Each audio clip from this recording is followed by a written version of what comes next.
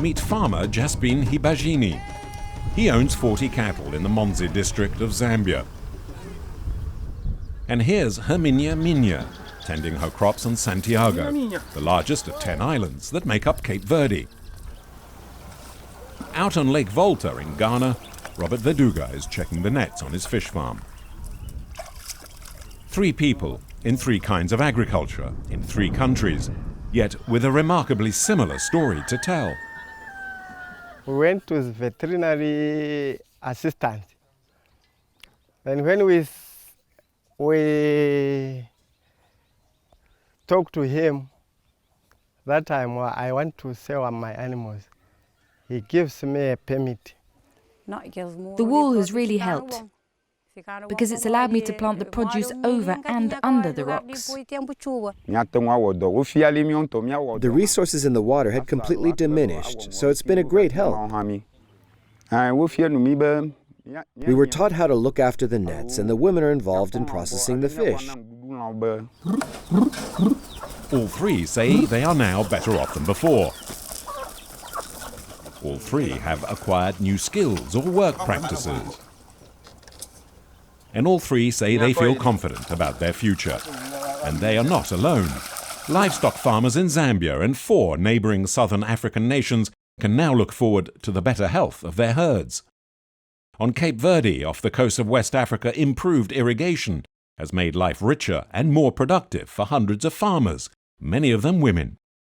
And in Ghana, more than 54,000 people have found jobs in the country's rural districts, as the government tries to improve the lives of millions of its citizens.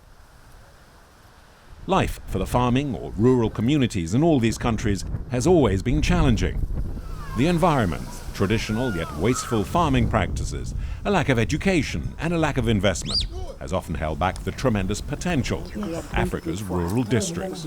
Now, in many cases, that potential is being unlocked. Take Agnes Acheampang in Ghana's southern Afram Plains. She is not a farmer, but works with the agricultural sector, and in particular, palm oil producers. Palm oil soap is her business, and detergents, and washing up liquids, and the list goes on. I'm now sponsoring 2 of my grandchildren at the Presbyterian University with the profits of my soap business. This year I want to expand. I have the land and I want to make it into a factory business. Hers is just one of 24,000 profitable companies in rural Ghana that have been created in recent years with the help of a wide-ranging international program, largely managed by the African Development Bank. Training centers have been financed to help budding entrepreneurs like Agnes learn not just about how to manufacture what they are selling, but also good business management. And this is one of the keys of success. For the purchase of animals and the development of irrigated plots of land, a line of credit was made available at a rate of 5%, which was far more accessible than the commercial bank rate, which was 12%. Being trained in useful farming practices, as here on Cape Verde, is all well and good, but it's not always enough. Success can depend on short-term financing and knowing how to deal long-term with local financial institutions. Has helped me in training, mushroom training. They have also helped in management training. They have given me record keeping. They have linked me to other banks for financial assistance. Technical know-how, financial support, and job skills go hand in hand. Prevention is, as the saying goes, better than the cure. And this is certainly true of animal health, where thousands of cattle can die and thousands of livelihoods be ruined for want of efficient detection and control systems. Now these are considerably closer to being set in place, and as diseases know no borders, it has to be a multinational effort. A 20 million program supported by the African Development Bank in 5 southern African nations highlights the synergy. Simon Hill-Windy, like generations of livestock farmers before him, tends his herds in the rolling hills of Zambia's southern province. 10 years ago, foot and mouth disease ravaged his herds. By that time, I have 70 animals. And out of 70, 30 were dead. By that time, I had lost a lot of money. I had lost 750,000 to control the problems, the diseases. The equivalent of several $100s, an amount farmers like Simon can barely afford. Today, veterinary assistant Lillian Makosa is checking the health of Simon's animals using new digital pen technology that, when paired to a cell phone, can provide real-time information. The reporting system has become very efficient now. Sometimes, if there is an emergency, I might not meet my boss there and then to report the issue. But with this one, wherever he is, he'll get the report. In Lusaka's Central Veterinary Research Institute's laboratories, work is underway into analyzing results of field tests on animals. And vaccines are being developed using newly installed hardware and software. The program has seen incidents of foot and mouth disease fall dramatically as thousands of cattle are inoculated against the disease.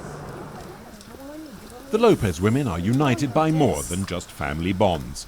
They are members of a farming cooperative almost entirely made up of women. Life in the rugged, mountainous terrain of Cape Verde has started to get better for such women. Before there was this dam, we didn't have much to work on. But the dam and the land that's now been irrigated means we can now work the fields and grow produce. Thank God. Now I just have to open the tap, and there's water. For centuries, the windswept Atlantic islands were barely arable. The monsoon's plentiful rainwaters would just wash away as no effective system was in place to retain it for the dry season. But now, due in large measure to a multi-million-dollar project, a solution has been found. Dams and reservoirs have been constructed on the main island of Santiago. Land that was previously unproductive or had been eroded by poor farming practices has found new life through a series of raised earthworks and stone walls. 90 square kilometers of new arable land has been created, and new market crops introduced, and training programs established. Here again, the Lopez family has benefited. It's thanks to the training we received as part of the project that we learnt how to farm and work more efficiently. If we'd received that sort of training before, we'd have had a better life, because we used to work hard but got little in return. And return on investment has been positive.